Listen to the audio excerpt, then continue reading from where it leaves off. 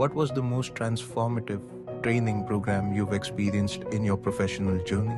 In my career, I have attended countless leadership workshops and agile boot camps, but nothing helped me to learn the multitasking, the real stake and crisis management just like this program.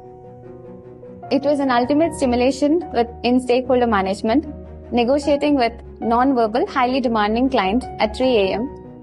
with zero escalation metrics.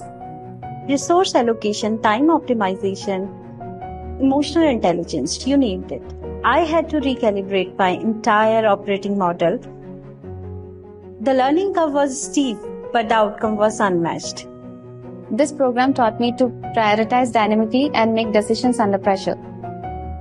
Suddenly, what felt critical before became more manageable. I became more resilient, more empathetic, a better leader. And the best part, the feedback loop is instant. One smile from my little one, and every challenge is worth it. So, what was this transformative program? The program I'm talking about, it's postmodern phase. Navigating early motherhood.